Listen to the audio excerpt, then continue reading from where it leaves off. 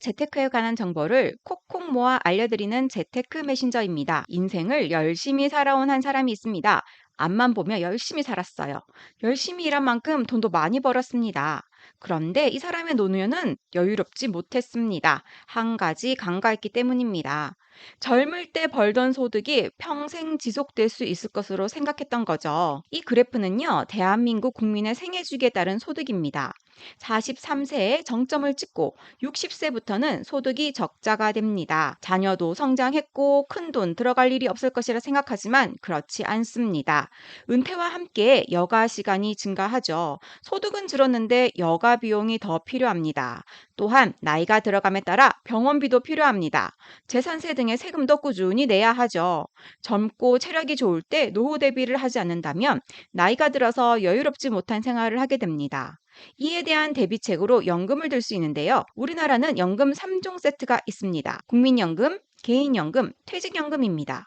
오늘은 이 중에서 개인연금에 대해서 말씀드리려고 해요. 아직 만 55세가 지나지 않으셨다면 오늘 영상 놓치지 마시고 끝까지 시청하시기 바랍니다. 개인연금이 필요한 이유, 개인연금 가입 조건, 개인연금 장점, 개인연금 유의사항, 개인연금 인출의 순서로 알려드릴게요. 개인연금은 개인연금 저축, 개인연금 펀드, 개인연금 보험 세 가지가 있는데요.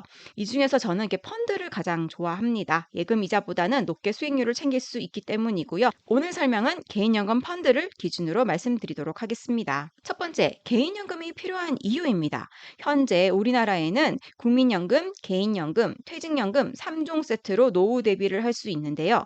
국민연금은 공적연금입니다. 많은 분들이 가입하고 있죠. 그런데 공적연금이다 보니 연금을 받을 수 있는 연령이 법적으로 정해져 있습니다. 1953년에서 56년생이시면요, 61세에 탈 수 있었고요. 57에서 60년생이면 62세, 61에서 64년생이면 63세에 탈 수 있고요. 65에서 68년생이면 64세, 69년생 이후에는 65세에 탈 수 있습니다. 이렇게 점점 연금을 받을 수 있는 시기가 늦어지고 있습니다. 1970년대 이후에 태어나신 분들은 정말 한 70세 이후에나 받을 수 있을지도 모르겠죠. 그런데 대부분 만 60세 정도면 은퇴를 하니까 최소는 몇 년에서 한 10년 정도의 소득 공백 기간이 생깁니다. 통계청에서 가져온 자료인데요. 생애 주기 적자가 60세 이후로 발생함을 알 수 있습니다. 소득이 적자가 나고 소득 공백이 생기는 몇 년의 기간 동안 개인연금을 잘 활용하시면 많은 도움이 됩니다. 가입에는 조건이 없습니다. 나이 제한도 없고 소득 제한도 없습니다. 우리나라 국민이기만 하면 누구나 가입 가능합니다. 자녀 또는 손자나 손녀가 태어나면 유모차 같은 소비 품목을 선물하는 것보다 개인연금 통장을 선물하는 것은 어떨까요? 자녀, 손주에게 현금으로 증여를 한 다음 아이들의 이름으로 개인연금 통장을 가입하는 것입니다. 자산은 시간이라는 거인의 어깨를 타고 복리의 힘으로 크기 때문에 가입 시기가 빠르면 빠를수록 자산 가치는 눈덩이처럼 불어나게 됩니다. 개인연금의 장점은 세액 공제 가능하다는 것이고요. 또 인출 시 연금소득세로 저율과세를 적용합니다. 또한 연 1,800만 원이 납입 가능합니다. 자, 하나하나 자세히 살펴볼게요. 근로소득자는 연봉 5,500만 원 초과 시 13.2% 세액 공제되며 5,500만 원 미만인 경우에는 16.5%가 세액 공제됩니다. 종합소득자는 연봉 4,500만 원 초과 시 13.2%가 세액 공제되고요. 4,500만 원 미만인 경우에는 16.5%가 세액 공제됩니다. 우리가 예금을 하면요, 16.5%의 세금을 내야 하거든요.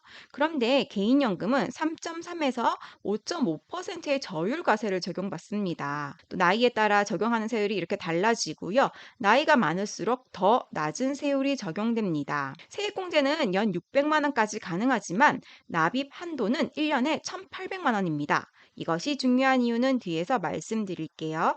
좋은 제도 뒤에는 살펴봐야 할 유의사항이 있습니다. 최소 가입 기간이 5년입니다.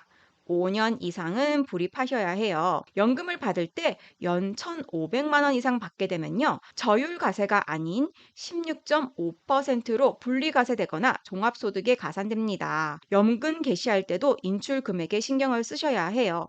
단, 세액공제 받지 않은 금액에 대해서는 전액 비과세입니다. 아까 제가 연 1,800만 원까지 납입 가능하다고 말씀드렸잖아요.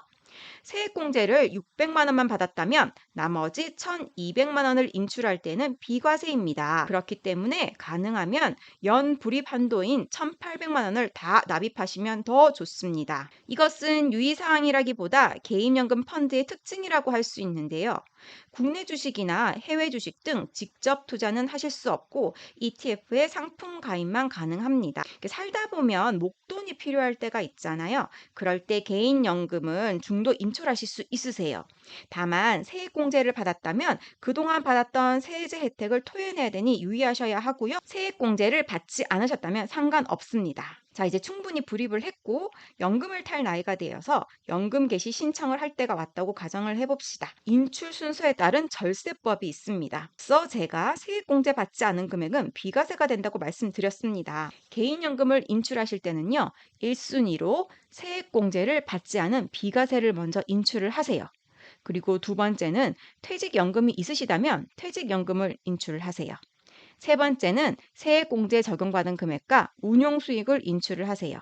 나이가 들수록 세율이 줄어들기 때문입니다. 그리고 퇴직연금을 두 번째로 인출하는 이유는요. 퇴직소득세가 또 감면되는 이유가 또 있기 때문입니다. 제가 만 55세라면 꼭 가입해야 하는 상품이라고 말씀드렸잖아요. 이유가 있습니다.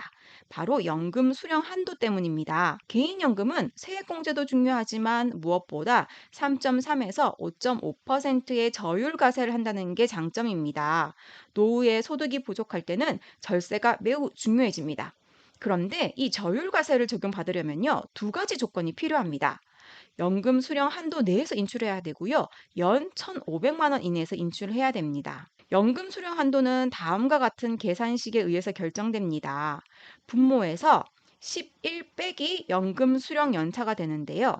이것은 연금이라는 제도가 최소 10년 이상 운용하도록 설계되었기 때문입니다. 만 55세 이상이 되고 가입 기간이 5년 이상이 되면 자동으로 연금 수령 연차가 시작됩니다. 즉, 만 55세 이전에 5년 전인 만 50세에 가입하면 만 55세부터 연금 수령 연차가 시작되는 것이죠. 연금 수령 연차가 10년 차부터가 되면요. 이 산식에서 11 빼기 10이 되잖아요. 그럼 분모가 1이 됩니다. 그러면은 받을 수 있는 연금 한도가 연금 총액보다 더 많은 금액이 되기 때문에 즉 연금 수령 연차가 10년이 지나면 연금 수령 한도는 큰 의미가 없어집니다. 원하는 만큼 받을 수 있게 되는 것입니다. 그렇기 때문에 가능하면 만 50세 이전에 가입하시면 만 55세부터 연금 수령 연차가 시작되어서 조금이라도 빨리 많은 금액을 받으실 수 있습니다. 하지만 만 55세라고 해도 늦은 건 아니세요. 만 55세 이전이라면은 개인연금에 가입하시는 게 도움이 됩니다. 헷갈리신다면 다 잊어버리시고, 만 50세 이전에 개인연금에 가입하면 베스트다. 하지만 만 55세도 늦지 않았다. 이것만 기억하셔도 됩니다. 여기에 꿀팁을 하나 더 드리면요. ISA라는 상품이 있습니다. ISA 투자 금액이 만기가 되면 그 금액만큼 개인연금에 추가 불입할 수 있습니다. 개인연금의 연 납입 한도인 연 1,800만 원을 초과해서 납입 가능하게 됩니다.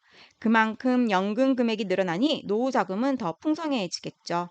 오늘 알려드린 개인연금에 대한 정보 어떠셨나요? 이후에도 차차 4060을 위한 재테크 정보들을 알려드리겠습니다.